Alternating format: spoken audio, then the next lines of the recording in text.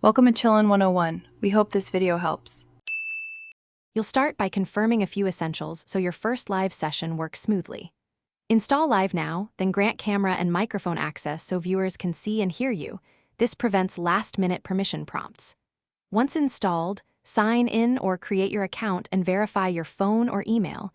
Verification unlocks monetization and guest invites. Make a quick profile, photo, display name, and privacy level. These items matter because they control discoverability and who can join your stream. Now you set up the live session itself, and precision here makes a big difference. Choose public, friends only, or private, and pick a latency and resolution that match your connection. Lower latency favors interaction while higher resolution favors quality.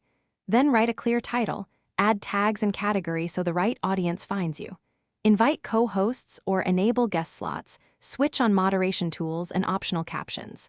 Finally, select and test your camera and mic, tweak levels, and apply any background effects so everything looks and sounds intentional. When you're ready, hit go live and engage immediately. Introduce yourself, outline the stream, and use pinned messages for rules or links. Monitor chat and analytics to adapt pace and topics. Invite viewers to interact via polls or co-host invites.